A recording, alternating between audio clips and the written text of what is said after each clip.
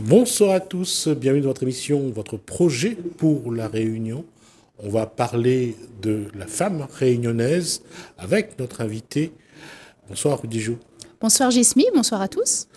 Ça fait un moment qu'on parle de la femme réunionnaise, qu'on aborde cette question-là. Est-ce que pour autant on a cerné un petit peu cette question qui nous tourne la tête, c'est quelle est sa place vraiment dans l'histoire et la société réunionnaise?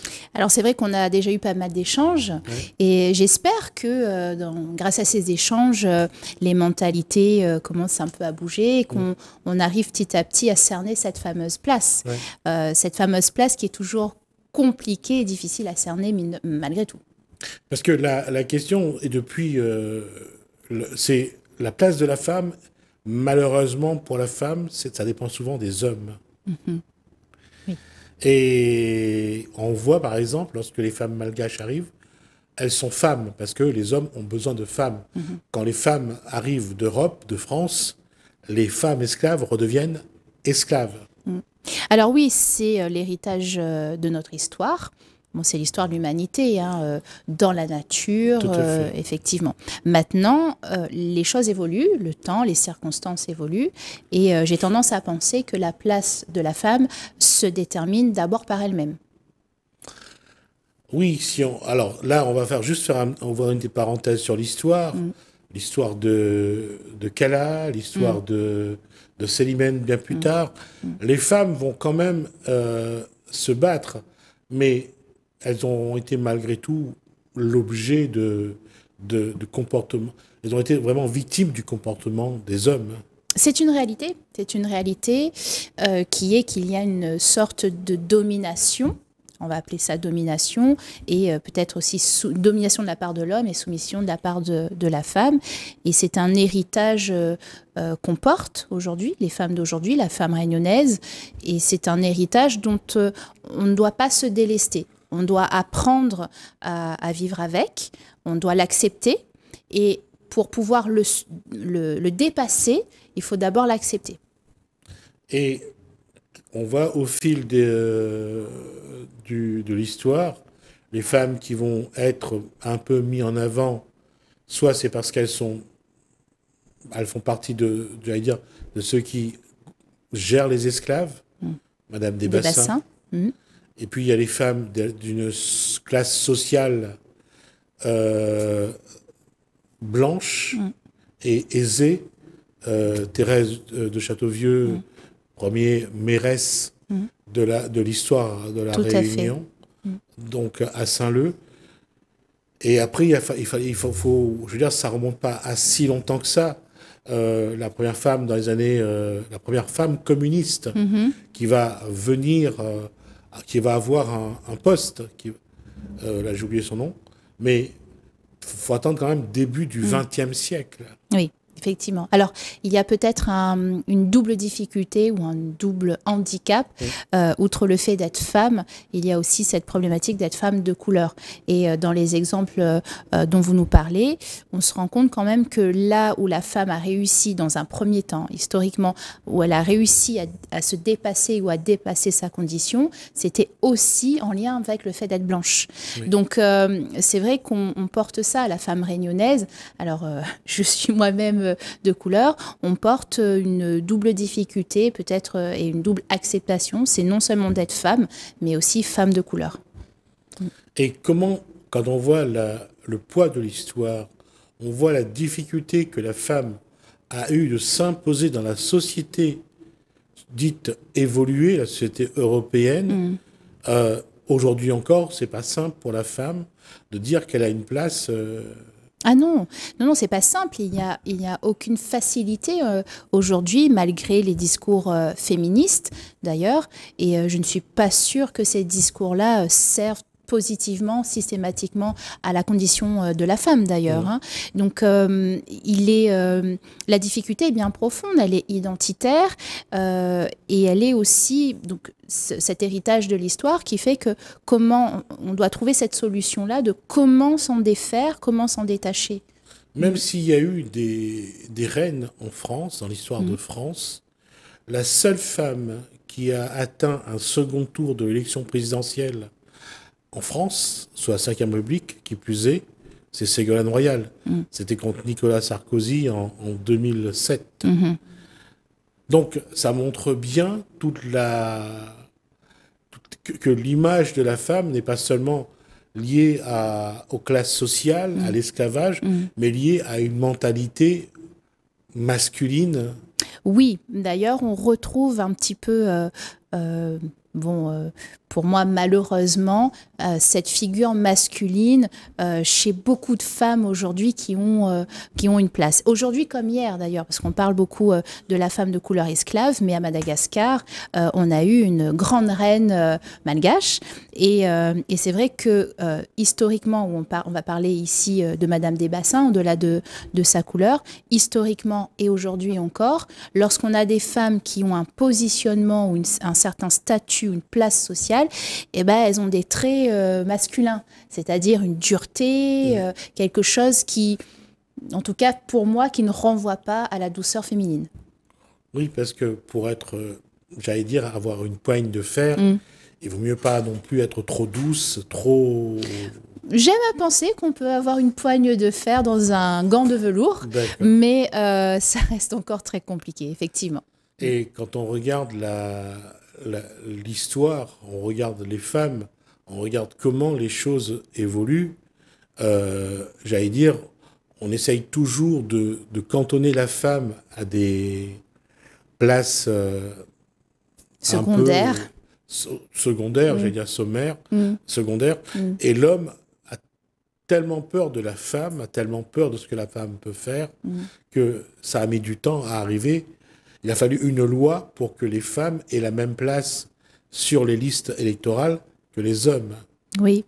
Alors, la période fait qu'on peut aussi aborder cette question de la place de la femme en politique qui révèle finalement cette difficulté-là.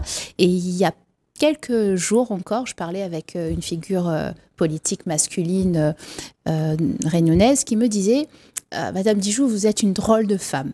Alors déjà, de dire une drôle de femme, c'est qu'il ne voyait pas, donc c'était vraiment l'image de la femme. Alors je dis, ah bon, comment ça? Et il me disait, oui, parce que en général, vous les femmes, vous demandez les choses, vous demandez votre place, vous réclamez quelque chose. Et bien vous ne faites pas ça, vous prenez. Vous prenez votre place, vous prenez les choses, vous ne demandez pas. Et je lui disais, oui, vous savez, j'ai appris à mes dépens qu'à force de demander, c'est aussi reconnaître qu'on n'y a pas droit. Alors attention, hein, ça dépend de quoi on parle, mais si on parle de la place, que ce soit même ne serait-ce qu'au sein de sa famille, de son foyer, hein, on parle de politique, on parle de vie associative, on parle professionnellement, mais rien qu'à la maison déjà. Commencer par là, ne pas attendre qu'on nous donne de la légitimité, qu'on nous donne notre place, mais s'imposer. C'est pour ça que je disais que la place de la femme, finalement, la première à donner la place à la femme, c'est elle-même. Et dans l'héritage de toutes ces femmes qu'on a évoquées là, on peut retrouver aussi ce trait de femmes un peu peut-être dures parfois, ou même esclaves, mais qui ont réussi à un moment donné, à se dire « je n'attends plus, je prends, je m'impose ». Que ce soit Cléopâtre en Égypte, que ce soit la reine de Saba, au moment où elle est avec le roi Salomon, que ce soit Rosa Parks dans le bus, tout à fait. Elle a pris sa place. Elle a pris sa place. Elle a pris sa place. Que ce soit Simone Veil. On voit que les femmes, j'allais également parler de Marie Curie ou de George Sand. Enfin, plutôt Aurore Dupin. Parler de ces femmes-là qui, elles, soit avec un stratagème, soit naturellement, ont pris leur place. Tout à fait. Mais, et ça ne s'est pas toujours passé dans la violence ou dans la dureté. Moi, ce que j'aime beaucoup à constater dans l'histoire des grandes femmes, c'est de voir que parfois, et puis pour moi, enfin, ma référence des grandes femmes en douceur, ça reste la Bible, hein, l'Ancien Testament, où on a ces grandes femmes. Effectivement, dans la Bible, il y a une femme qui s'appelle Ruth, qui va s'imposer. Elle devient la femme d'un roi. Elle devient la femme d'un roi. Et elle va Oui. mettre en place un stratagème pour que le roi accède à ses demandes. Tout à fait. Et elle le fait vraiment avec amour, avec douceur, et elle va avec ce stratagème-là, qui finalement n'est même plus un stratagème, qui lui est naturel, elle va déterminer l'avenir de l'humanité, etc. Donc, toutes ces femmes-là, alors j'ai eu longtemps du mal à accepter de porter ce prénom. Alors c'est marrant parce que effectivement c'est un prénom lourd de sens. Hein, quand on vous met un prénom, il y a une sorte de déterminisme derrière. Et c'est depuis peu. Finalement, alors c'est pour ça que je disais c'est pas facile, hein, Gismi. C'est un parcours, il faut vraiment le mener. Et je suis heureuse qu'on ait ces temps-là pour pouvoir en parler, pour pouvoir encourager les femmes réunionnaises, parce que le parcours est long, le parcours est difficile, mais il y a un moment donné où ça devient une évidence. Et l'évidence, c'est lorsqu'on prend conscience de ce qu'on doit porter. Tout à fait. Et de ce qu'on accepte de porter. Et c'est vrai que la femme va toujours le faire souvent dans l'émotion, dans les sentiments, avec douceur. Enfin, Jeanne d'Arc n'a pas fait de la douceur non plus. Mais bon. On sait comment elle a fini. Oui. On l'a pas cru et on l'a cru. Tout à fait. La question, c'est encore une fois, aujourd'hui, quel peut être j'allais dire, la posture de la femme dans un monde très hétéroclite où on peut aller chez quelqu'un et voir que la femme, elle est soumise, elle aime ce qu'elle vit par rapport à l'autre femme qui, elle, est totalement indépendante, qui ne veut pas être même pas la présence d'un homme, quoi, à la rigueur. Quelle est la bonne... Alors, vous disiez quelque chose juste avant de très important, c'est de savoir qu'est-ce qu'on accepte de porter soi-même déjà, avant d'aller dans un comparatif et de se dire oui, mais elle fait ça, moi j'arrive pas, etc. C'est déjà qu'est-ce que moi j'accepte de porter, qu'est-ce que j'accepte dans mon héritage, dans mon histoire, qu'est-ce que j'accepte qui va nourrir ce que je vais être aujourd'hui. Et à partir de là, c'est donner l'importance à ce que je fais, pas une importance en comparaison aux autres, mais une importance dans ce que je souhaite apporter, moi, pour la société. Alors, pour ma famille, dans un premier temps, pour mes enfants. Et c'est peut-être pour ça, d'ailleurs, qu'il y a des femmes qui, très naturellement, disent « mais moi, je préfère rester à la maison ». M'occuper de mes enfants, et je trouve ça très louable et très important, parce que si toutes les femmes faisaient les mêmes choses, eh ben, nos enfants ne seraient pas élevés comme il fallait, enfin voilà. Donc dès lors que la femme elle-même accepte cette mission de vie, ce que j'appelle mission de vie, y en a qui vont dire, moi c'est mon époux malade, ma mission de vie. Moi ce sont mes enfants, et puis d'autres c'est quelque chose qui est plus tourné vers grand public. Ce qui fait que l'équation aujourd'hui, c'est quand on regarde une femme dans sa posture, on se dit, elle a choisi, en son âme et conscience, avec ses envies, sa façon d'être, sa passion, ou on lui a imposé. C'est ça qui fait aujourd'hui la différence. Tout à fait. Parce que il y a des hommes qui aiment être hommes au foyer. Oui. Il y a des femmes qui aiment être femmes au foyer. Tout à fait. Mais à quel moment il faut qu'on arrête toujours de porter un jugement? Oui, alors c'est le jugement, c'est le regard de notre société qui pénalise finalement le bien-être d'être là où l'on est. Je pense que la réponse, elle est d'abord donc chez la femme, elle est aussi chez l'entourage de la femme, l'époux, les enfants, les parents, la mère. Il n'y a pas longtemps encore, j'ai une amie qui me disait, bah, tu vois, j'ai fait un choix de vie et mon père et mes parents ne l'ont pas accepté. Donc à plus de 40 ans. Et je lui dis, mais écoute, il y a un moment donné, est-ce que tu as su dire à tes parents, c'est mon choix, c'est ma vie. Donc, si vous m'aimez, bah, vous m'aimez comme ça, simplement. Et c'est encore très douloureux de pouvoir le faire. Parce qu'on pense toujours ressentir ce que l'autre ressent. Et là, on commet une grave erreur, parce que l'autre, on ne peut pas ressentir ce que l'autre ressent. L'autre a sa façon d'être, a sa façon... C'est construit, et ce qu'il ressent, ce que l'autre ressent ou ce qu'elle ressent, c'est très personnel. On ne peut pas aller juger et dire « elle ne devrait pas faire ci, elle ne devrait pas faire ça ».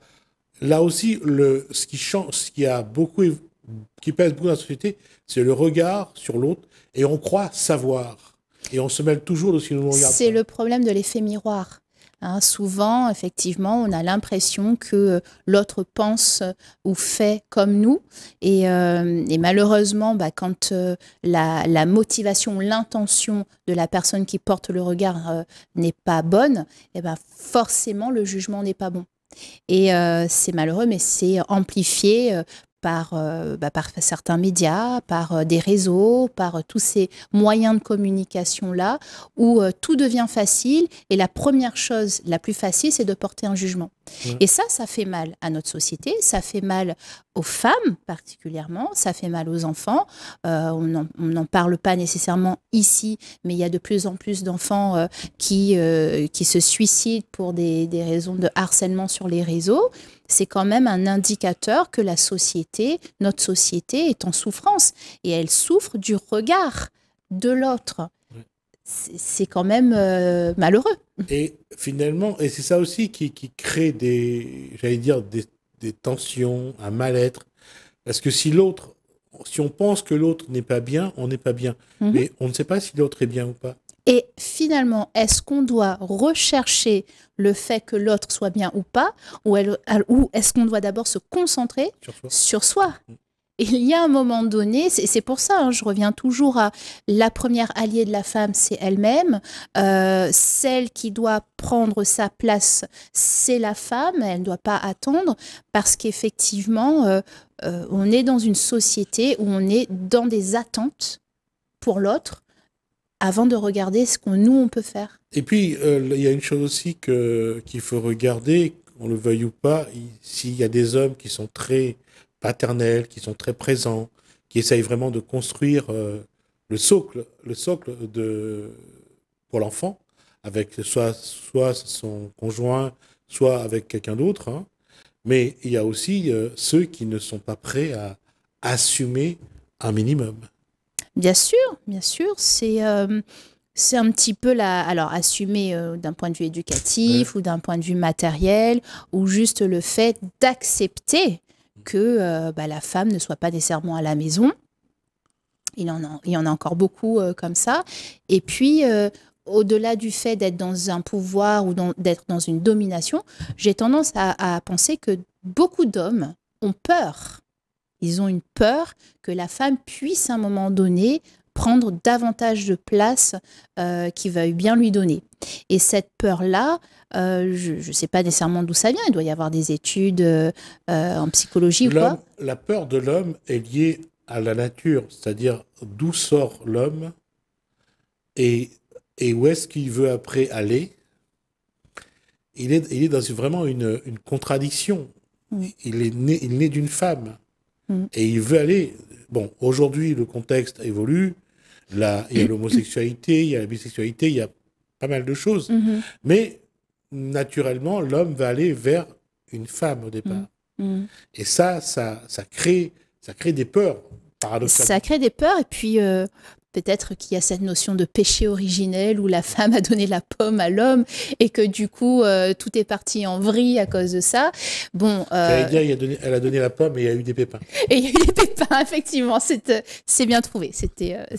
Mais c'est peut-être...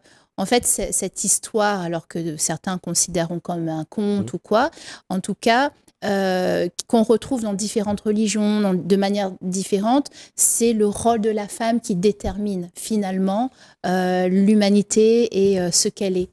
Et cette question-là, je l'avais posée à Ruth il y a une ou deux émissions, c'est à quel moment on va revenir à une réalité entre l'homme et la femme, ou entre la femme et l'homme.